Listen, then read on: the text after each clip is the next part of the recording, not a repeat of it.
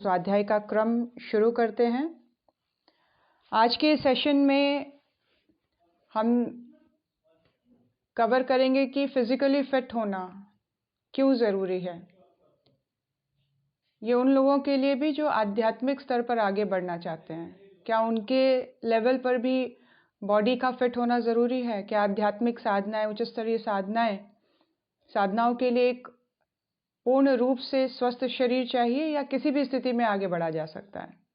क्या बॉडी का फिट रहना इम्पॉर्टेंट है? दोनों ही पार्ट पर, चाहे हम मटेरियलिस्टिक वर्ल्डली लेवल पर हम खुशियाँ अचीव करना चाहते हैं, चाहे हम स्पिरिचुअल लेवल पर हम चीज़ों को हस्तगत करना चाहते हैं, अचीव करना चाहते हैं, दोनों ही लेवल पर बॉडी की फिटनेस का कितना इम्पैक्ट है, बॉडी को फिट रखना क्यों ज़रूरी है। और अन्नमय कोश के लेवल पर जो पहला कोश है, जिसको पिछली बार गुरुदेव ने हमें बताया कि किस तरह से ये शरीर की आत्मा के रूप में इसको समझा जाना चाहिए कि शरीर का वो सूक्ष्म स्तर जिसमें परिवर्तन के थ्रू, जिसमें अगर चेंजेस कर दिया जाए, जिसको अगर इम्पैक्ट कर दिया जाए एफर्टफुली, डिफरेंट साधनाओं के द्वारा, डिफरेंट पद्धतियों के द्वारा जो ऋषियों ने अपने लाइफ में इम्प्लीमेंट करके हम लोग सबके सामने एक वृहद, जिसको बोलते हैं ज्ञान के भंडार के रूप में उन्होंने चीज़ों को हमारे सामने रखा है। तो वो उनकी लाइफ को अगर हम देखते हैं तो कोई भी, अगर हम विजुअलाइज भी करने का प्रयास करते हैं तो जितनी भी पिक्चर्स हम देखते हैं तो हर एक ऋषि बिल्कुल फिट दिखाई देते हैं। कोई भी वीक नहीं है, कोई भी बहुत मोटा बल्कि नहीं है, बिल्कुल फिट बॉडी में समस्त ऋषि सत्ताओं की एग्जिस्टेंस हम लोगों ने पाई है। किसी भी पिक्चर को उठा के देख लीजिए, चाहे वो महर्षि वशिष्ठ हों, विश्वामित्र हों, जितने भी चरक ऋषि, याज्ञवल्क, जितने भी ऋषि हुए हैं, सबको बॉडी के लेवल पर हमने फिट देखा है, बिल्कुल लीन एंड थिन। और यहाँ तक कि जब हम उनकी बात करते हैं, दधीची, जिन्होंने राक्षस को मारने के लिए अपनी हड्डियाँ देने के लिए शरीर को त्याग दिया था, ऊपर से देखने में बिल्कुल पतले दुबले, लेकिन उनका जो शरीर था वज्र के समान था, उनकी जो हड्डियां थी वज्र के समान थी। स्वयं समस्त देव शक्तियां उनके पास आई थी उनसे रिक्वेस्ट करने कि इस राक्षस का वध और किसी वेपन के थ्रू नहीं हो सकता, आपकी हड्डियों में वो शक्ति है। मतलब बॉडी के लेवल पर पहले वो लोग इतने फिट थे, इतने शक्तिशाली थे, और डिफरेंट उपासना और साधनाओं के थ्रू उन्होंने और एक्सट्रीम लेवल पर जाकर अपनी बॉडी को फिट किया हुआ था। वज्र के समान उनकी हड्डियां थीं, और स्पेसिफिक रीजन से उनको ये रिक्वेस्ट किया गया कि आपकी हड्डियों के द्वारा ही उस राक्षस का वध होगा। तो अन्नमय कोश कितना इम्पोर्टेंट है। अगर हम वाकई एक नॉर्मल लेवल पर भी अगर हेल्दी, खुशी भरा, मानसिक, शारीरिक, भावनात्मक रूप से अगर हम स्वस्थ रहना चाहते हैं तो पहला जो प्रयास है वो बॉडी के लेवल पर फिट होने का है कि अन्नमय कोश के द्वारा, उनकी साधनाओं के द्वारा किस तरह से हम उस लेवल को अचीव करें जहां बॉडी कंप्लीटली बेस्ट लेवल पर परफॉर्म करे, ब्रेन सही तरीके से काम करे, बाकी फंक्शंस सही तरीके से काम करें, सही रूप से ग्लैंड्स की सिक्रीशन हो, इमोशनल हेल्थ मेरा बना रहे। तो हर एक चीज़ अगर देखा जाए तो सूक्ष्म स्तर पर कोश के साथ संबंधित है। तो सबसे पहला कोश अन्नमय कोश। इस सेशन के एंड में हम एक छोटा सा मेडिटेशन भी करेंगे हर बार की तरह, तो मेरे साथ बने रहेंगे। आज अन्नमय कोश की अलग अलग पद्धतियों के रूप में जो हमें चीज़ें उपलब्ध हैं, जिसको साधना के लेवल पर समझा जा सके, या इस लेवल पर भी कि लाइफ स्टाइल कैसा होना चाहिए, हमें अपने बॉडी की अवेयरनेस के लेवल पर क्या क्या चीज़ें रोज़मर्रा के जीवन में ऐड करनी चाहिए। तो उसमें सबसे पहला आता है उपवास, फास्ट रखना। नंबर 1 उपवास, नंबर 2 आसन, नंबर 3 तत्व शुद्धि, और चौथा है तपश्चर्या। ये किस तरह से अन्नमय कोश को स्ट्रॉन्ग करते चले जाते हैं, जिसका इम्पैक्ट एक स्वस्थ शरीर के रूप में, एक स्वस्थ मन और बुद्धि के रूप में हमें एक्सपीरियंस होता है। जिस तरह से मोटे रूप से समझाया गया है कि उपवास रखना, आप जनरली भी देखेंगे मेडिकल साइंस में भी ये सिस्टम को लेकर चला जाता है कि किसी भी ऑपरेशन से पहले जो पेशेंट है उसको लिक्विड डाइट दी जाती है, उसको पानी पे रखा जाता है ना, ताकि उसका जो स्टमक है वो पूरी तरह से, इंटेस्टाइन जो है उसका पूरी तरह से क्लीन हो जाए, उसका शरीर पूरी तरह से हल्का हो जाए, ताकि प्रॉपरली उसके ऊपर ऑपरेट किया जा सके। तो जिनके शरीरों में मलों का भाग संचित हो रहा हो और उस रोग की चिकित्सा आरंभ करने से पहले की चिकित्सक उसको जुलाब देते हैं ताकि दस्त होने से पेट साफ हो जाए, एनिमा कर देते हैं पेशेंट की, या लिक्विड डाइट पे रखते हैं ताकि वो बिल्कुल पेट के लेवल पर, इंटेस्टाइन के लेवल पर बिल्कुल खाली हो जाए, साफ हो जाए, और औषधि अपना काम कर सके। जो भी मेडिसिन उसको दिया जाए वो प्रॉपर तरीके से उसके बॉडी पर फंक्शन कर सके। यदि चिर संचित मल के ढेर की सफाई ना की जाए तो औषधि भी उस मल के ढेर से मिलकर प्रभावहीन हो जाती है। इंटेस्टाइन क्लीन नहीं है, ऊपर से हम दवाइयाँ देते चले जा रहे हैं बॉडी को, तो उसका भी इम्पैक्ट धीरे धीरे खत्म होता चला जाता है। तो एक सबसे बड़ा इंपॉर्टेंट पार्ट, हो सके तो हम नोट डाउन करते चले जाएं, बॉडी के लेवल पर फिटनेस की शुरुआत कहाँ से हो रही है? गुरुदेव बता रहे हैं उपवास से। कारण इंटेस्टाइन का क्लीन होना हेल्दी बॉडी की शुरुआत है। इसीलिए body, bowel system properly function करना बहुत ज़रूरी है, और उसके लिए जो मेडिकल साइंस है वो भी इस बात का ध्यान रखता है। एनिमा को बहुत इंपॉर्टेंस दी गई है कि 15 दिन में एक बार, और जिनका प्रॉपर है वो भी महीने में एक बार एनिमा ज़रूर करें। जिसकी बहुत ही हालत ख़राब है, हफ्ते में एक बार एनिमा ज़रूर लें। अन्नमय कोश की अनेक सूक्ष्म विकृतियों का परिवर्तन करने में उपवास यही काम करता है, जो चिकित्सक के पूर्व जुलाब लेने से होता है। एक तो अनिमा हो गया, जिसको हम कह सकते हैं कि हम डायरेक्ट उसके ऊपर चीज़ों के थ्रू यूज़ करके इंटेस्टाइन को क्लीन कर रहे हैं। मतलब हमने डायरेक्ट ही लिक्विड वहाँ पे फ्लो भेजकर वहाँ से मल सारे निकलवा दिया। और दूसरा जो तरीका है, इनडायरेक्ट वे जो है, वो है उपवास रखना। उपवास का गुरुदेव बता रहे हैं, मोटे रूप से उपवास के लाभों से सभी परिचित हैं। पेट में जो रुका हुआ अपच है वो पच जाता है। बहुत दिन से अगर कुछ डाइजेशन की प्रॉब्लम रही है तो वो प्रॉब्लम ठीक होने लग जाती है ग्रेजुअली उपवास रखने से। विश्राम देने से पेट को पाचन अंगों में नवचेतना आती है, डाइजेस्टिव सिस्टम रिन्यू होने लग जाता है। आमाशय में भरे हुए अपक्व अन्न से जो विष उत्पन्न हो रहा था वो नहीं बनता। आहार की बचत से आर्थिक लाभ भी होता है। एक मोटे तौर पर गुरुदेव ने समझा दिया उपवास के फायदे, है ना। डाइजेस्टिव जो सिस्टम है उसमें प्राण आने लग जाता है। मतलब वो सिस्टम को, अगर किसी भी सिस्टम को अगर हम रेस्ट देते हैं तो उसमें एक एनर्जी क्रिएट होती है, एक फिर से सही तरीके से काम करने की। संडे की छुट्टी के बाद मंडे को हम सब में एक डिफरेंट एनर्जी लेवल होता है।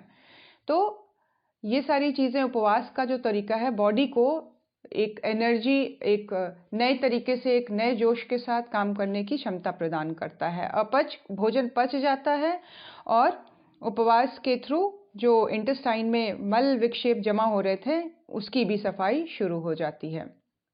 ये उपवास के लाभ ऐसे हैं जो हर किसी को मालूम है। डॉक्टर का भी यह निष्कर्ष प्रसिद्ध है कि स्वल्पहारी दीर्घजीवी होता है। स्वल्पहारी मतलब ठूस के खाने वाला व्यक्ति नहीं, स्वल्प, थोड़ा थोड़ा खाएं, लेकिन बहुत अपने आप को इस तरह से खिलाएं, खाना अपने शरीर को इस तरह से फीड करें जिसमें आप बहुत लंबे समय तक भूखे भी नहीं हैं और आप थोड़ा थोड़ा दे रहे हैं। स्वल्प आहार उसको प्रोवाइड कर रहे हैं जो इजीली डाइजेस्ट भी हो रहा है, बॉडी उसको प्रॉपरली कंज्यूम भी कर रही है, अधिक से अधिक मात्रा ब्लड को बढ़ाने में जा रही है, वेस्ट कम उसमें उत्पन्न हो रहा है। तो इस तरह से बॉडी को खाना देना चाहिए। अल्पाहार जो होते हैं वो दीर्घजीवी होते हैं, जो बहुत खाते हैं, पेट को ठूस कर भर देते हैं, कभी लेते हैं, और स्थिर आयु की अपेक्षा बहुत जल्दी उन्हें दुनिया से बिस्तर बांधना पड़ता है। पेट को चैन नहीं लेने देते, एक दिन की भी छुट्टी नहीं देते, वे अपनी जीवनी संपत्ति को जल्द ही समाप्त कर देते हैं। कभी भी पेट को चैन नहीं लेने देना, कुछ ना कुछ हमेशा कंटिन्यूसली डालते चले जा रहे हैं। अभी पहला जो डाला था वो पूरी तरह से डाइजेस्ट नहीं हुआ है, उसका पूरा प्रोसेस कंप्लीट नहीं हुआ है कि दूसरा हमने वहाँ पर काम उसको भेज दिया डाइजेस्टिव सिस्टम को। तो इस तरह से जैसे एक एम्प्लॉय है, उसको आप लगातार काम देते रहेंगे, उसको उसके पहले काम को समाप्त नहीं होने देंगे तो उसकी एफिशिएंसी कम होती चली जाएगी। ठीक इसी तरह गुरुदेव कह रहे हैं कि अल्पा जो ठूस ठूस के खाते हैं वो अपने पूरे सिस्टम को एक तरह से डल कर देते हैं, वीक कर देते हैं, और जल्दी ही उसको अपनी ये जीवन लीला समाप्त करनी पड़ती है। आज के राष्ट्रीय अन्न संकट में तो उपवास देशभक्ति भी है। यदि लोग सप्ताह में एक दिन उपवास करने लगे तो विदेशों से करोड़ों रुपए का अन्न ना मंगाना पड़े और अन्न सस्ता होने के साथ साथ अन्य सभी चीज़ें भी सस्ती हो जाएंगी। तो एक तरह से हम अन्न के बचत के द्वारा राष्ट्र की आर्थिक स्थिति को भी सुधार सकते हैं। तो ये एक तरह से हम देशभक्ति का भी काम करते हैं उपवास रह के। गीता में श्लोक में बताया गया है कि उपवास में विषय विकारों की निवृत्ति होती है। मन का विषय विकारों से रहित होना एक बहुत बड़ा मानसिक लाभ है। उसे ध्यान में रखते हुए भारतीय धर्म में प्रत्येक शुभ कार्य के साथ उपवास को जोड़ दिया गया है। ये सिस्टम क्यों है हमारे यहाँ पे कि हम किसी भी फेस्टिवल में उपवास रखते हैं या किसी भी अच्छे दिन में उपवास करते हैं? क्योंकि उपवास का जो सीधा प्रभाव है, जैसे बोलते हैं ना, जैसा खाए अन्न वैसा बने मन। मन और अन्न बहुत गहराई से जुड़े हुए हैं और उपवास की स्थिति में, जैसा हमने पहले भी पढ़ा था, उसके साथ हम जोड़ के इस चीज़ को चलते हैं कि जिस तरह से हमने आकाश तत्व के बारे में पढ़ा या ये पढ़ा कि रेकी चिकित्सा किस तरह से निकल के आई है, किस तरह से जागृत होते, तो उसमें हमने ये पढ़ा कि जिस व्यक्ति ने रेकी को पूरी दुनिया को दिया है, वो व्यक्ति पहले 20-25 दिन तक पूर्णतः उपवास में रहा ताकि उसका आकाश तत्व बढ़ता चला जाए और उसको इस बात की खोज थी, इस बात की बहुत जबरदस्त जिज्ञासा थी कि टच के थ्रू कैसे किसी चीज़ को ठीक किया जा सकता है, कैसे किसी चीज़ को हील किया जा सकता है, कैसे मेरे हाथ में वो शक्ति आए कि हीलिंग प्रोसेस हाथ के थ्रू शुरू हो जाए। तो रेकी विद्या के जो जनक हैं उन्होंने इस चीज़ को एक्सपीरियंस किया। कब? जब वो उपवास में रहे 20 दिन, 21वां दिन उनको ये विद्या एक तरह से आकाशवाणी के थ्रू उनको हस्तगत हुई, या आत्मा में वो प्रकाश उभरा, या इंट्यूशन होना, या उनको पूरी तरह से एक प्रेरणा, ईश्वरीय प्रेरणा के रूप में वो चीज़ हस्तगत हुई कि ऐसे करना है, ऐसे करना है इसको, तो प्राण को कैसे यूज़ करना है। तो मन का जो है वो अन्न के साथ बहुत बड़ा संबंध है और गीता ये कहता है कि उपवास के थ्रू मन के जो विकार है उसकी निवृत्ति होती चली जाती है, सफाई होती चली जाती है। तो ये मन के ऊपर भी, और हमारे भारतीय संस्कृति में उपवास के इस तरह के इम्पोर्टेंस को देखते हुए फेस्टिवल्स के साथ इसको जोड़ दिया गया। जब शादी होती है, जब माँ बाप कन्यादान करते हैं, यहाँ तक कि दूल्हा दुल्हन को भी ये प्रेफरेंस दिया जाता है कि उस दिन, जिस दिन आपकी शादी हो रही है, उपवास में रहें, मन शांत रहे, मन में पवित्र भावनाएं रहे, ईश्वरीय प्रकाश को आत्मसात करने की एक पात्रता बनी रहे अंतर मन में, ताकि एक नया जो जीवन आपका शुरू होने वाला है वो उनके आशीर्वाद से शुरू हो।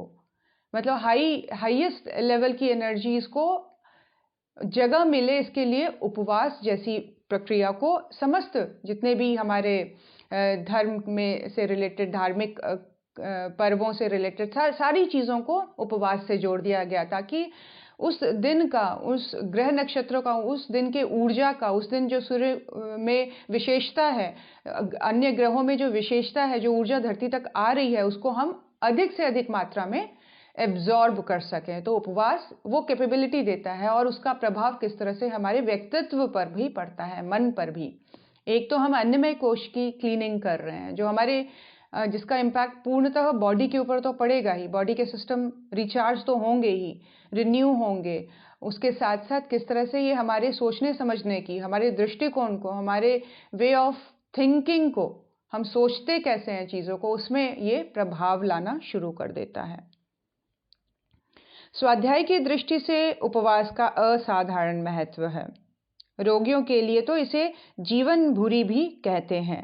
चिकित्सा शास्त्र का रोगी को एक दैवी उपदेश है कि बीमारी को भूखा मारो।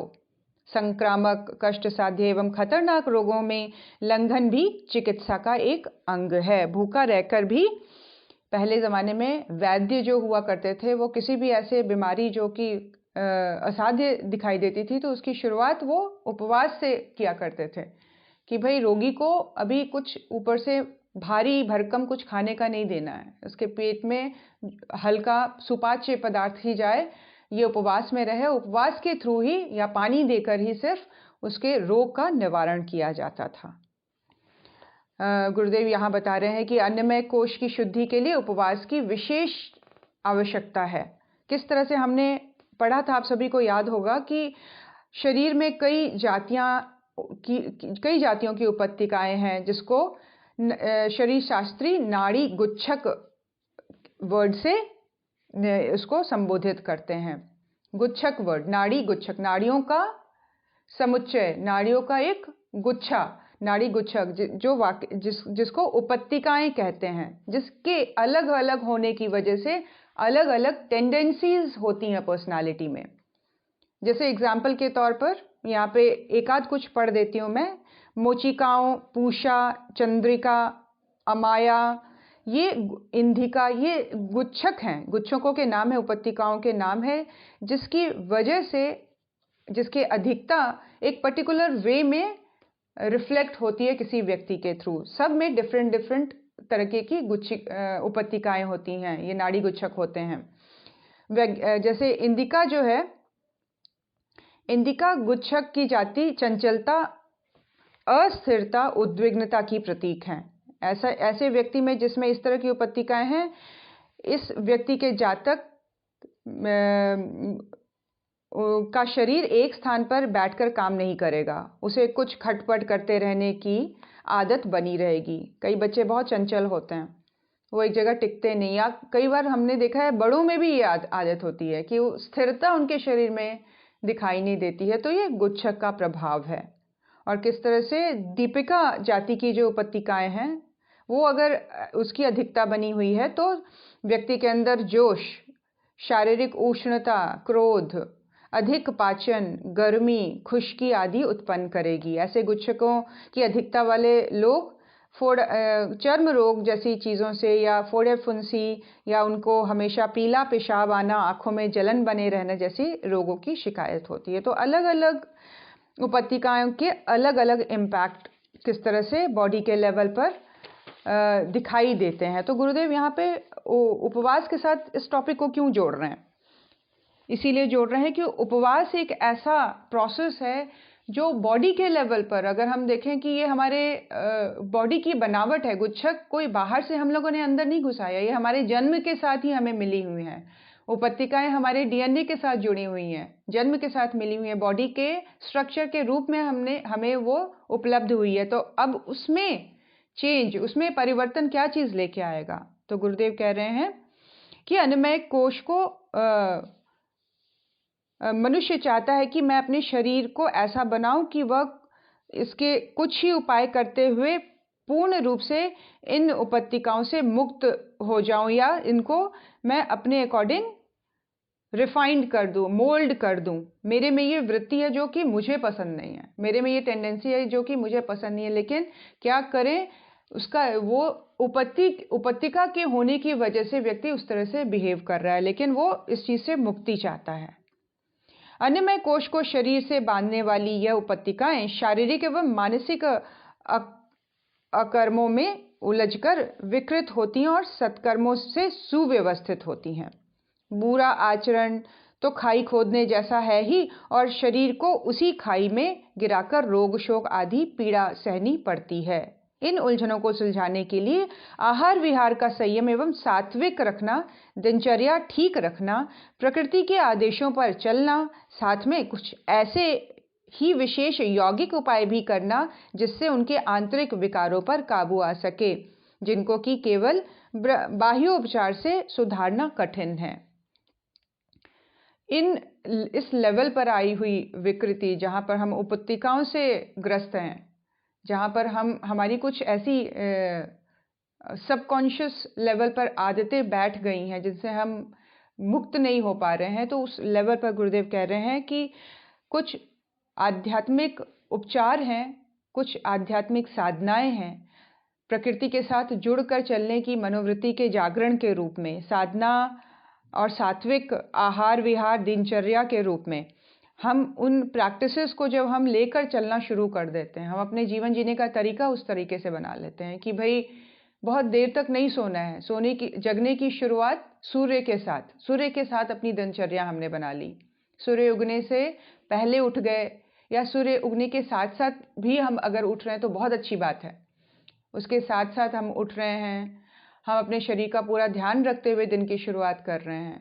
चाय कॉफ़ी से नहीं कर रहे हैं, गर्म पानी पी रहे हैं, नींबू पानी पी रहे हैं, इस लेवल पर फिर हम बहुत लेट किसी भी भोजन को नहीं ले रहे हैं, जैसे कि शुरुआत ही हम 12 बजे कर रहे हों, खाना ही लेट से खा रहे, नहीं, उसको भी प्रॉपरली डिवाइड दो, प्रकृति के साथ साथ अपने आप को अलाइन करते चले जाना और सात्विक आहार विहार बनाए रखें। विचार का स्तर तो बाद में आएगा, लेकिन यहाँ अन्नमय कोश की बात हो रही है जिसको हम आसानी से कंट्रोल कर सकते हैं। हम देखें कि हम कितना सुपाच्य और कितना अच्छा खा सकते हैं। जिस तरह से कहा जाता है कि जो ब्रेकफास्ट है वो हैवी होना चाहिए, बढ़िया होना चाहिए, किंग साइज होना चाहिए। उसके बाद का जो क्रम है वो है लंच का, जिसमें हम हर एक चीज़ इन्वॉल्व करें, सैलेड हो, उसमें दालें हो प्रोटीन के लेवल पर, कार्बोहाइड्रेट हो चावल और रोटी के, लेकिन रेशियो हमेशा ही सब्जी और दाल का ज़्यादा रखें। कार्बोहाइड्रेट की इंटेक हो लेकिन कंपैरेटिवली कम हो प्रोटीन और मिनरल्स से। सब्जियों के लेवल पर, आयरन वगैरह के लेवल पर भी हम देखें तो कार्बोहाइड्रेट का इंटेक, जैसे मान लीजिए हम 2 कटोरी सब्जी लें या 2 कटोरी दाल लें, उसके साथ 2 रोटी खाएं या 1 रोटी खाएं, तो उस लेवल पर हम डिसिप्लिन होते चले जाएं। फिर डिनर की बात आती है कि सूर्यास्त से पहले डिनर हो जाना चाहिए। बहुत ज़्यादा प्रॉब्लम है तो 7:30-8 बजे तक डिनर कर लें, उसके बाद नहीं। उसके बाद अगर किसी कारण से लेट होता है तो स्किप कर दें, डिनर नहीं करना चाहिए। तो वो जब हम अपने आप को एक सही प्राकृतिक तौर पर अपने आप को ढालना शुरू करते हैं तो इसका इम्पैक्ट यहाँ पे गुरुदेव बता रहे हैं कि उन उपत्तिकाओं पर भी पड़ता है, और उन उपत्तिकाओं के ठीक होने से फिर हमारे मन का जो स्वास्थ्य है वो ठीक होने लग जाता है, मन पर इसका प्रभाव पड़ता है। गुरुदेव कह रहे हैं उपवास का उपत्तिकाओं के संशोधन, परिमार्जन और संतुलन में बड़ा संबंध है। योग साधना में उपवास का एक सुविस्तृत विज्ञान है।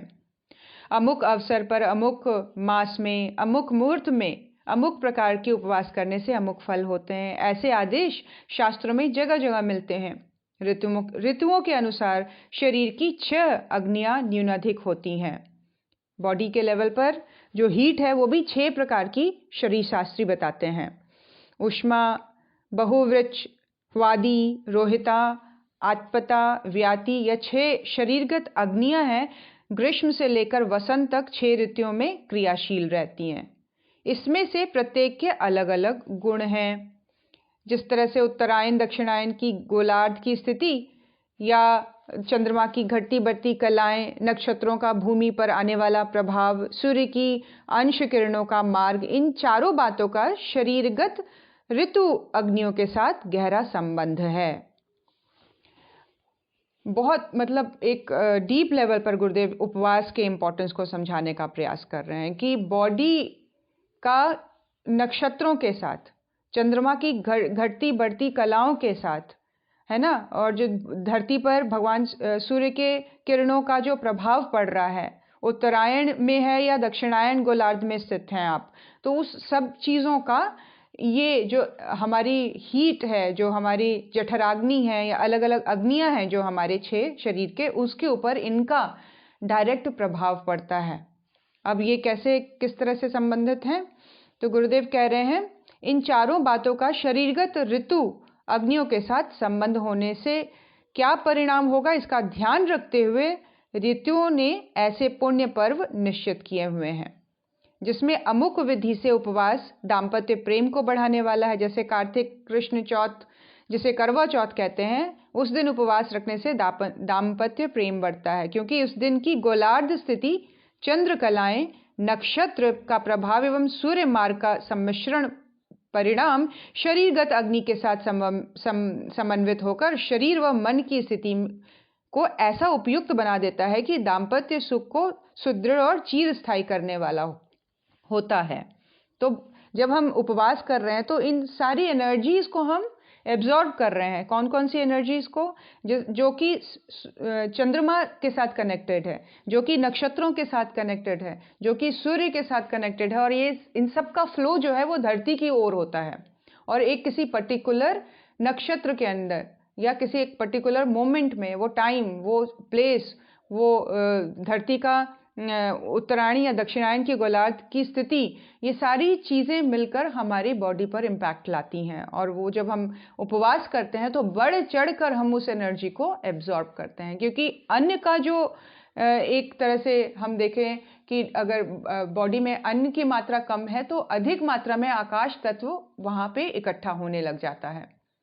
आकाश मार्ग से आने वाली ऊर्जाओं को स्थान मिलता है, स्पेस मिलता है। इसीलिए उच्च स्तरीय साधनाओं में हम देखेंगे कि व्यक्ति अगर स्पिरिचुअली अलाइन होता है तो उसकी वृत्ति कुछ इस तरह की बन जाती है, वो खान पान को लेकर एक तरह से बॉडी को चलाने लायक उसकी बस इच्छा रह जाती है। टेस्ट सेटिस्फाई करने की, ठूस कर खाने की, आलस्य प्रमाद में जीवन बिताने का जो ढर्रा है वो पूर्णतः समाप्त हो जाता है। तो ये जैसे जैसे जीवन में बढ़ता चला जाएगा, इसकी वृत्ति जैसे जैसे अल्पाहार रहने की, थोड़ा खा के संतुष्ट हो जाने की, तो ये इस लेवल पर, इसका मतलब ये नहीं कि बॉडी को वीक करते चले जाएं हम। बॉडी उसी लेवल पर स्ट्रांग होनी चाहिए, मसल्स बिल्ड होने चाहिए, फैट कम होता चला जाना चाहिए, एनर्जी लेवल बढ़ता चला जाना चाहिए, डाइजेस्टिव सिस्टम प्रॉपर होते चला जाना चाहिए। इस बात का ध्यान रखते हुए इस तरह से उपवास किया जाए। उपवास में निर्जला जैसे उपवास जो शरीर को पूरी तरह से एक तरह से मतलब अंदर से सुखा देते हैं, ये गलत तरीका है। गुरुदेव ने भी इसको एक तरह से गलत ही माना है। जिनका साधना का स्तर बहुत उच्च स्तरीय हो गया है, वो जब उपवास वगैरह करते हैं तो वो प्राण के द्वारा ही उसकी कमी को अपने शरीर में पूरा कर लेते हैं। प्राण के ऊपर उसका प्रभाव नहीं आता है। ऊपर के पदार्थ को हमने लिया कि नहीं लिया, जल रूप में, भोजन के रूप में, अन्य रूप में, इसका प्रभाव जब प्राण को डिस्टर्ब ना करें तब आप इस तरह के कठिन और उच्च स्तरीय योग साधनाओं में प्रवेश कर सकते हैं। लेकिन अगर थोड़ी सी भी डिस्टर्बेंस प्राण के लेवल पर आ जाती है तो फिर वो हमारे स्वास्थ्य के लिए खतरा है। इसीलिए उसी लेवल की उपासना, उस लेवल की साधना से जुड़ें जहां हम प्राण के लेवल पर डिस्टर्ब ना हो। गुरुदेव यहाँ पर अलग अलग उपासनाओं के बारे में बता रहे हैं, किस तरह से जो उपासना है उसके 5 उपवास है उसके 5 भेद हैं। फास्ट रखने के 5 प्रोसेसेस यानी 5 एम उद्देश्य बताए गए हैं। नंबर 1 पाचक उपवास में तब तक भोजन छोड़ देने की आज्ञा होती है जब तक कड़ाके की भूख ना लगे।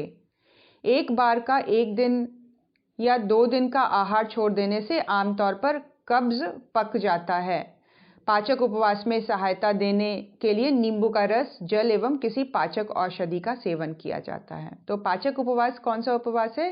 तब तक नहीं खा रहे हैं जब तक बहुत कड़ी भूख ना लग जाए। इससे धीरे धीरे पानी का इंटेक, नींबू पानी का इंटेक, शहद पानी का इंटेक करते जाते हैं तो उससे क्या होता है, इंटेस्टाइन पूरी तरह से क्लीन हो जाता है।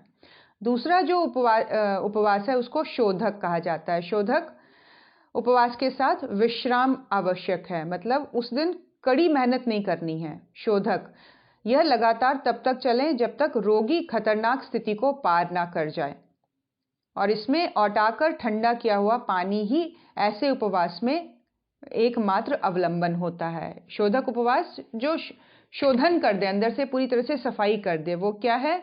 जब तक कि बीमारी का जो एक खतरे वाला पॉइंट है वो पार ना हो जाए, तब तक रोगी को ये उपवास करवाया जाता है। और इसमें गर्म पानी को, बॉईल किए हुए पानी को ठंडा करके ही रोगी को दिया जाता है। शामक उपवास तीसरा, जिसमें दूध ले सकते हैं, छाछ ले सकते हैं, फलों के रस ले सकते हैं, जूसेस ले सकते हैं, है ना। रसीले हल्के पदार्थ के आधार पर लिया जा सकता है, जैसे सेब खा लिया, है ना। हल्के फल जो पानी वाले जो फ्रूट्स हैं वो सारे ले सकते हैं। इन उपवास में स्वाध्याय, आत्मचिंतन, एकांत, सेवन, मौन, जप, पूजा, ध्यान। तो जब भी हम उपवास करते हैं, चाहे नवरात्रि में उपवास है, कोई भी ऐसी आध्यात्मिक प्रोसेस को आगे बढ़ाने के लिए, उससे जुड़ने के लिए जब हम उपवास करते हैं तो उपवास का क्रम ऐसा होना चाहिए जिसमें हम भूखे नहीं रहें कंप्लीटली। हम सुपाच्य भोजन, फल, सब्जियां, रसीले फल पदार्थ इस तरह से ले सकते हैं जिससे हमारा मन शांत रहे, मन खाने की ओर ना भागता रहे। होता एक्चुअली क्या है, आज की विडंबना क्या है कि जब कोई फास्ट आता है या फेस्टिवल आता है, उसमें जब लोग उपवास करते हैं तो उस दिन और तलने की पूड़ियाँ और पकौड़े और ये सब छानने लग जाते हैं। होती वो कुट्टू की हैं और अन्य दूसरी चीज़ों की हैं, लेकिन और सबसे ज़्यादा गरिष्ठ भोजन हम उस दिन कर लेते हैं। होना ये चाहिए कि उस दिन बिल्कुल हल्का शरीर रहे, अधिक से अधिक आकाश तत्व को हम अपने अंदर धारण कर सकें। जिस तरह से गुरुदेव बता रहे हैं कि हमारे शरीर में जो 6 अग्नियाँ हैं वो बैलेंस होती हैं उपवास के थ्रू इन स्पेसिफिक दिनों में, जिनको कि एज अ त्योहार हम हमारे जीवन में जैसे पूर्णिमा है, जिसमें अमावस्या आती है, जिसमें एकादशी आती है। ये सारी चीज़ों में ग्रहों का जो प्रभाव है, नक्षत्रों का जो प्रभाव है, गोलार्ध की जो स्थिति है ना, और चंद्रमा की जो कलाओं का जो प्रभाव है वो बहुत विशेष होता है इस दिन। और इस विशेषता के अकॉर्डिंग ऋषियों ने उपवास करने की महत्ता को बताया है और किस तरह से वो हमारे 6 अग्नियों को बैलेंस करती है। और इन अग्नियों के बैलेंस से प्राण बैलेंस होता है और प्राण के बैलेंस से उपत्तिकाएं की वजह से जो हमारी वृत्तियां बनी हुई हैं, हमारी टेंडेंसीज बनी हुई हैं, हमारे अंदर जो कमियां हैं वो अपने आप धुलती चली जाती है, या ये कह लीजिए कि करेक्ट होती चली जाती हैं, ठीक होती चली जाती है, उसमें करेक्शन होना शुरू हो जाता है। तो गुरुदेव बता रहे हैं अनेक उपवासों में सूर्य की किरणों द्वारा अभीष्ट दैवी शक्ति का आवाहन करना चाहिए। कोई भी आप उपवास कर रहे हैं, आनक उपवास जो कि चौथा उपवास है, उसमें क्या करना है? उसमें ये भाव करना है कि भगवान सूर्य के द्वारा मैं ऊर्जा को ग्रहण कर रही हूँ। भगवान सूर्य मुझे वो ऊर्जा प्रदान कर रहे हैं जिसके द्वारा मेरा जो अंदर का जो शोधन है वो शुरू हो रहा है। क्लीनिंग प्रोसेस मेरी सूर्य के साथ जुड़कर शुरू हो रही है। इसको आनक उपवास कहा जाता है। सूर्य की सप्तवर्ण किरणों में राहु केतु को छोड़कर अन्य 7 ग्रहों की रश्मियां सम्मिलित हैं। सूर्य में तेजस्विता है, उष्णता है, ऐसी ये प्रकृति प्रधान है। उसी तरह चंद्रमा जो कि शीतल, शांतिदायक, उज्जवल, कीर्तिकारक है। मंगल का जो व्रत है वो कठोर, बलवान, संहारक है। ये अलग अलग नक्षत्र जो हैं, ये अलग अलग ग्रह जो हैं, वो उनका इम्पैक्ट बताया जा रहा है बॉडी के लेवल पर। या ये मान लीजिए कि उस दिन के गुण क्या हैं। अगर सूर्य के दिन हम उपवास करते हैं संडे के दिन, तो किस तरह से तेजस्विता को, उष्णता को वो की अभिवृद्धि करते हैं, वो बढ़ाते हैं उस तत्वों को हमारे अंदर। वैसे ही चंद्रमा जो कि सोमवार के दिन से रिलेटेड है, उस दिन मन को शांत करने वाली, उज्जवल, कीर्तिकारक उस ग्रह का प्रभाव है। मंगल जो है वो बलवती बनाने का है, संहारक है, कठोर है। बुध जो है सौम्य है, शिष्ट है और सुंदर और आकर्षक है। गुरु विद्या और बुद्धि, धन, सूक्ष्मदर्शिता, शासन, न्याय, राज्य का अधिष्ठाता है। और शुक्र चंचल, उत्पादक, कूटनीतिक आदि गुणों से भरपूर है।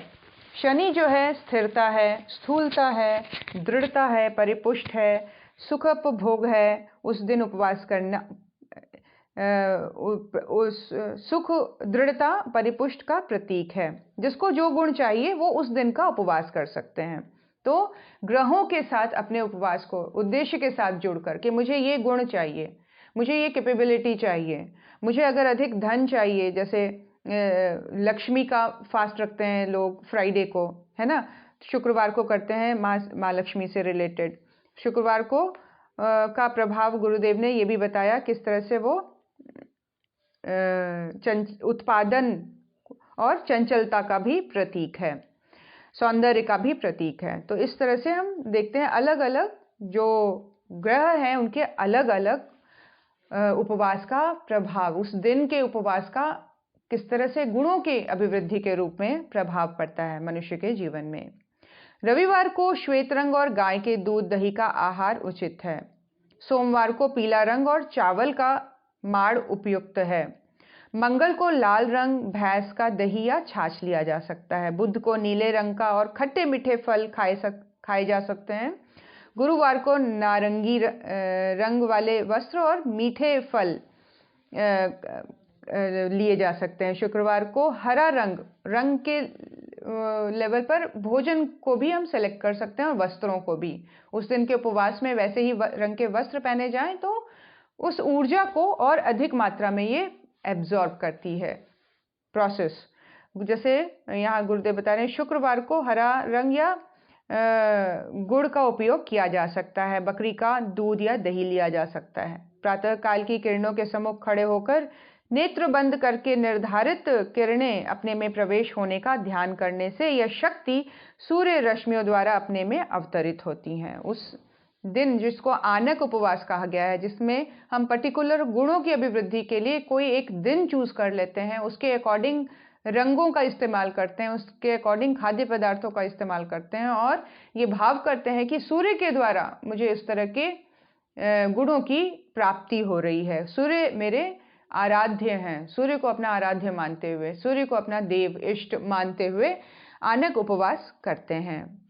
पावक उपवास जो कि अंतिम उपवास है, उसमें प्रायश्चित स्वरूप ये उपवास किए जाते हैं।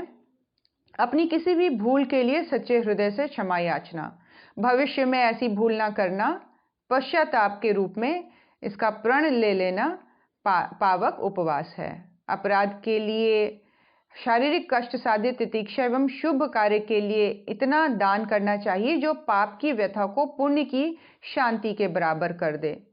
इसके लिए चंद्रायन, कृच्छ चंद्रायन आदि पावक व्रतों में गिने जाते हैं। ये डिफिकल्ट फास्ट का जो लेवल है बहुत ही डिफिकल्ट होता है, बहुत ही कठोर कठिन होता है, लेकिन ये उनके लिए है जिनके मन में किसी गलत काम को कर देने के बाद अगर उसको साफ करने की, उसको क्लियर कर देने की अपने सबकॉन्शियस, अपने कॉन्शियस माइंड से, क्योंकि कोई भी चीज़ को हम तब कैरी करते हैं जब वो हमारे चित्त का अंग हो जाता है, कि कोई भी चीज़ है वो बिल्कुल बैक ऑफ द माइंड चलता चला जा रहा है कि ये मेरे से गलती हुई है, ये मेरे से गलती हुई है, मैंने गलत किया, मुझे किसी भी तरह से इसका पश्चाताप करना है। तो उसके लिए पावक उपवास है जिसमें भी चंद्रायन को गिना गया है, जिसमें इस बात का संकल्प लिया जाता है कि मैंने जो किया वो मेरे से दोबारा कभी नहीं होना चाहिए। और दूसरा ये कि उसके बदले में कुछ इतना बढ़ चढ़कर दान पुण्य कर दिया जाए कि मन में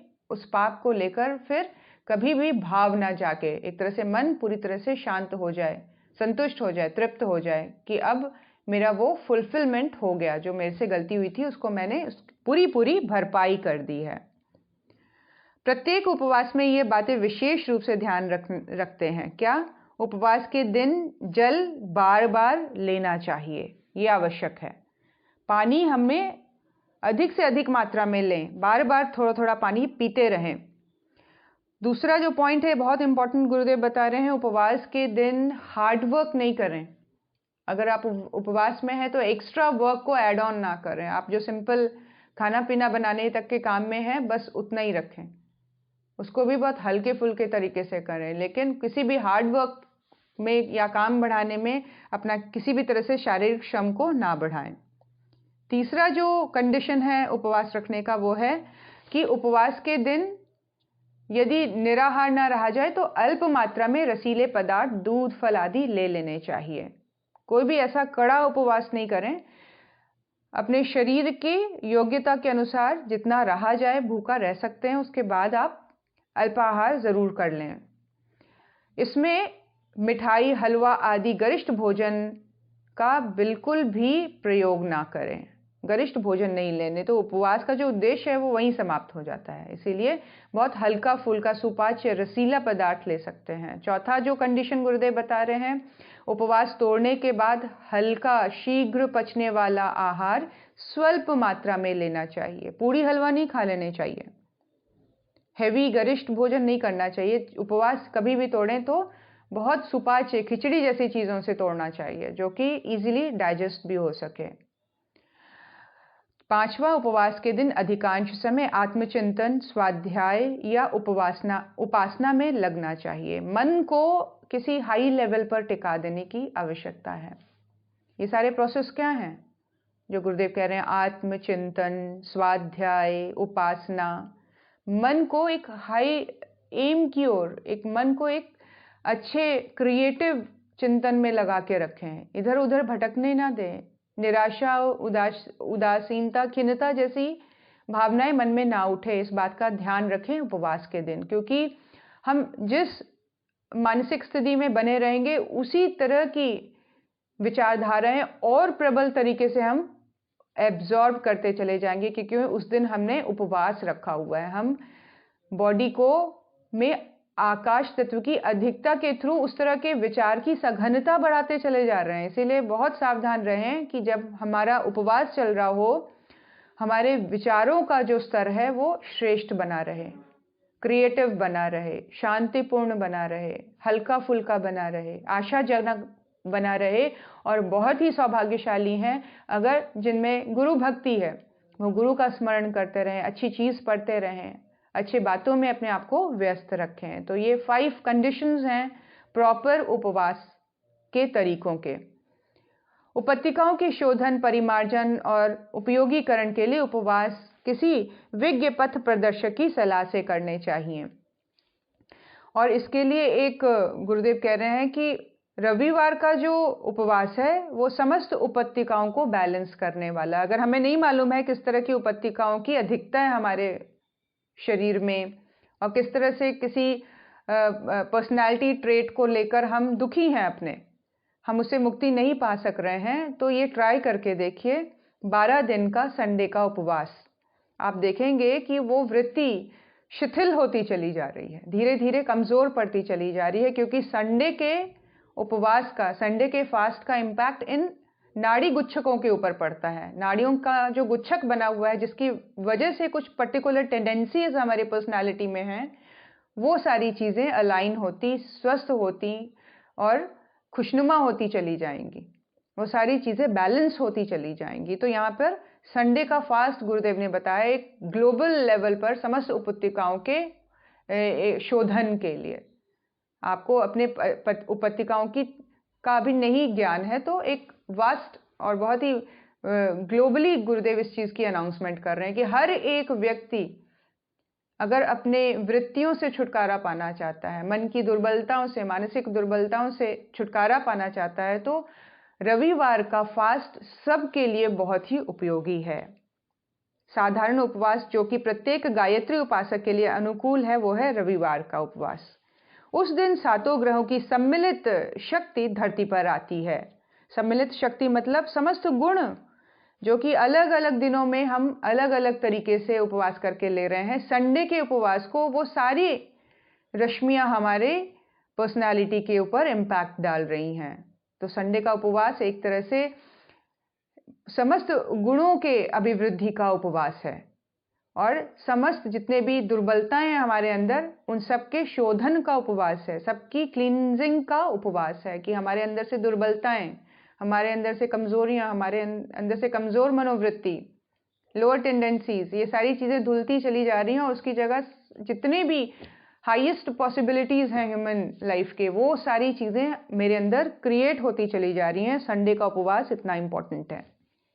यहाँ गुरुदेव बता रहे हैं तरीका क्या है उपवास करने का। रविवार को प्रातःकाल स्नान करके या संभव न हो तो हाथ मुंह धोकर शुद्ध वस्त्रों में सूर्य के सम्मुख मुख करके बैठना चाहिए और एक बार खुले नेत्र कर बंद कर लेना चाहिए। इस सूर्य के तेज पुंज रूपी समुद्र में हम स्नान कर रहे हैं और हमारे चारों ओर प्रकाश ओतप्रोत हो रहा है। ऐसा ध्यान करने से सविता की ब्रह्म रश्मियां अपने आप अंदर भीतर प्रवेश करने लगती हैं। बहुत बड़ा साइंस है ये। संडे के दिन गुरुदेव कह रहे हैं कि अगर उस दिन का उपवास करना हो तो दिन की शुरुआत भगवान सूर्य के ध्यान के साथ, और इस बात का पूर्ण विश्वास अंतर्मन में बना रहे कि भगवान की रश्मियां, तेजस्वी रश्मियां, ब्राह्मी रश्मियां मेरे चारों तरफ इकट्ठी हो गई हैं और मेरे अंदर प्रवेश कर रही हैं। बाहर से चेहरे पर धूप पड़ना और भीतर से ध्यानाकर्षण द्वारा उसकी सूक्ष्म रश्मियों को खींचना उपत्तिकाओं को सुविकसित करने में बड़ा ही सहायक होता है। अगर हम ऐसे किसी स्थान में बैठ सके जहां हम फिजिकली भी, बॉडी के लेवल पर भी सूर्य की रश्मियों को हम एक्सपीरियंस कर रहे हो, वाकई भगवान सूर्य की रश्मियां हमारे ऊपर पड़ रही हैं, तो बहुत अच्छा है। नहीं भी पड़ रही हैं तो गुरुदेव कह रहे हैं कि इसको डीपली विजुअलाइज किया जा सकता है, उसका इम्पैक्ट उतना ही पड़ेगा। ये साधना गुरुदेव कह रहे हैं 15-20 मिनट तक की जा सकती है। ध्यान रखें उस दिन श्वेत वस्त्रों को धारण करें, सफ़ेद कपड़े पहने, सफ़ेद वस्तुओं का प्रयोग करें, है ना। जैसे सफ़ेद फलों का या दूध, शाक वगैरह लिया जा सकता है। बाल वृद्ध या गर्भिणी जो हैं वो दलिया या दोपहर को चावल वगैरह खा सकती हैं, रात को दूध दलिया वगैरह ले सकती हैं। नमक और शक्कर इन दो स्वाद उत्पन्न करने वाले वस्तुओं को छोड़कर बिना स्वाद का भोजन भी एक प्रकार से उपवास होता है। ये उनके लिए जो अन्न नहीं छोड़ पाएंगे, तो उनको ये कहा जा रहा है अन्न आप लीजिए, लेकिन नमक और चीनी को पूरी तरह से संडे के व्रत में छोड़ दीजिए। आरंभ में अस्वाद आहार के आंशिक उपवास से भी गायत्री साधना अपनी प्रवृत्ति को बढ़ा सकते हैं। साधक अपनी साधना में प्रवृत्त हो सकते हैं उपवास के द्वारा। तो यहाँ पे गुरुदेव ने बहुत ही सुंदर तरीके से बताया कि किस तरह जो उपत्तिका है उसका अलग अलग हमारे शरीर पर्सनालिटी में प्रभाव है, और किस तरह से उपवास उसको एक तरह से अनुकूल बनाता चला जाता है, व्यक्तित्व को और निखारता चला जाता है, और किस तरह से हमारे अन्नमय कोश को परिमार्जित करता चला जाता है। आइए गुरुदेव के बताए हुए एक छोटे से ध्यान से आज का सेशन समाप्त करते हैं। सभी कमर सीधी करके बैठ जाएं। अन्नमय कोश में सविता के अग्नि रूप में प्रविष्ट होने, समस्त शरीर का अग्निपिंड के रूप में, अग्निपुंज के रूप में अग्निमय सवितामय हो जाने की ध्यान धारणा एक नई आत्मानुभूति प्रस्तुत करती है। यह मात्र आत्म संकेत के आधार पर मिलने वाली आत्मानुभूति या स्फुरना नहीं है। इस धारणा के पीछे चिंतन चुंबकत्व द्वारा विश्वव्यापी सविता प्रवाह में से महत्वपूर्ण अंश अपने में धारण करते चले जाने का ऐसा लाभ है, जिसे साधक क्रमशः आत्मसत्ता में अवतरित होते हुए प्रत्यक्ष देखता है। आप पूर्ण विश्वास करें कि गुरुदेव जो गाइड कर रहे हैं, गुरुदेव के जो शब्द हैं, ये वाकई हमारे लिए उस तरह की परिस्थिति, उस तरह की सिचुएशन, उस तरह के सर्कमस्टांसेस क्रिएट करता चला जा रहा है। एनर्जीज हमारे ऊपर उस तरह से काम करती चली जा रही है, और दैवीय सत्ता हम सबके लिए बिल्कुल हमारे अनुकूल परिस्थिति बनाती चली जा रही है। भाव करें कमर सीधी करके भगवान सूर्य के समक्ष बैठने का दृढ़ भाव। बहुत ही प्रचंड प्रकाश बिखेरता, हजारों सूर्यों के समान प्रकाश बिखेरते भगवान सूर्य हमारे समक्ष विद्यमान हैं। सविता शक्ति जो है उनकी नुकीले किरण पुंज के रूप में नाभि में प्रवेश करती चली जा रही है। हम सबके समक्ष भगवान सविता विद्यमान हैं, और उनसे निकलती हुई नुकीली किरणों का एक पुंज हमारी नाभि में प्रवेश करता चला जा रहा है। उसके आघात से नाभि चक्र में तीव्र हलचल, तीव्र प्रकाश पैदा हो रहा है।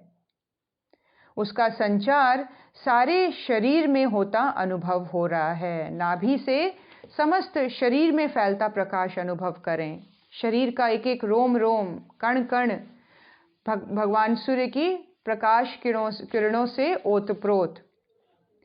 सविता शक्ति शरीर को चलाने वाली जैवीय अग्नि ऊर्जा के रूप में बदल रहा है। जो बायो इलेक्ट्रिसिटी है बॉडी में, वो बढ़ती चली जा रही है। जो सविता शक्ति की किरणें हैं वो जैवीय ऊर्जा के रूप में परिवर्तित होती चली जा रही हैं। परिणाम स्वरूप मेरा ये पूरा बॉडी, इसके अंतर्गत काम करने वाले सारे सिस्टम, एक एक सेल, एक एक डीएनए भगवान सूर्य के तेजस्वी प्रकाश से ओतप्रोत। प्रकाशित धाराओं के रूप में उसका संचार सारे शरीर में हो रहा है। शरीर अग्नि के गोले के रूप में अनुभव हो रहा है। समस्त शरीर को एक विशाल अग्नि के गोले के रूप में अनुभव करें। एक एक चीज, एक एक कण कण, रोम रोम प्रकाश से ओतप्रोत। प्रकाश जिससे रोम रोम से फूट के निकल रहा हो, समस्त शरीर से फूट के निकल रहा हो। प्रकाश के अग्नि पिंड के रूप में अपने आप को देखना, अग्नि के गोले के रूप में समस्त शरीर को अनुभव करना। शरीर की हर इकाई दिव्य संस्कार से ओतप्रोत होती है। अंग प्रत्यंग में ओज, उत्साह, कर्मठता का अनुभव करें। हर एक अंग में ओज आता चला जा रहा है, उत्साह आता चला जा रहा है, मन में कर्मठता बढ़ती चली जा रही है। हर एक बॉडी का ऑर्गन है वो प्रॉपरली फंक्शन करने लगा है। ब्रेन से शुरू करें, पूरी तरह से ब्रेन का एक एक सेल, एक एक कोशिकाएं पूरी तरह से भगवान सूर्य के प्रकाश से ओतप्रोत नीचे उतरे। लंग्स पूरी तरह से ओजस्वी प्रकाश से ओतप्रोत, हृदय पूरी तरह से प्रकाशवान, नीचे stomach, intestine, liver, kidney, lungs, सारी चीज़ें, पैंक्रियाज, सब कुछ भगवान सूर्य के प्रकाश से ओतप्रोत हैं, पूरी तरह से उत्साहित, ओज से भरे हुए और पूरी तरह से फंक्शनल। कहीं कोई डिस्टर्बेंस नहीं है, कहीं कोई कमी नहीं है, कहीं कोई अपूर्णता नहीं है। पूर्ण स्वस्थ होने की स्थिति में शरीर का एक एक कण कार्यरत है। ऐसा भाव करते हुए ओम की ध्वनि के द्वारा समस्त प्रकाश को एब्जॉर्ब करें 5 बार। ओंकार का उच्चारण मेरे साथ।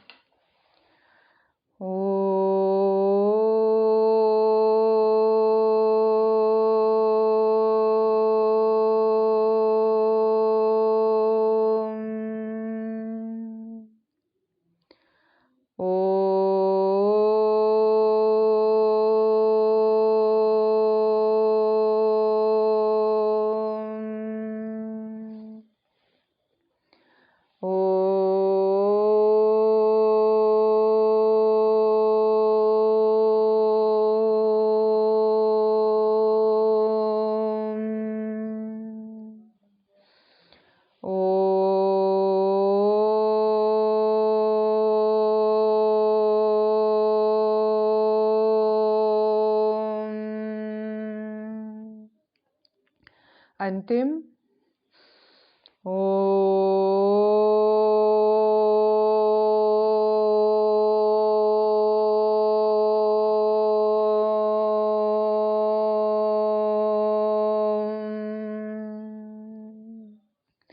दोनों हाथों को रगड़ें, मस्तक पर लगाएं, हृदय स्थान पे लगाएं, समस्त शरीर पे लगाएं। पूर्ण रूप से स्वस्थ, पूर्ण रूप से आनंदित, पूर्ण रूप से संतुष्ट अनुभव करें।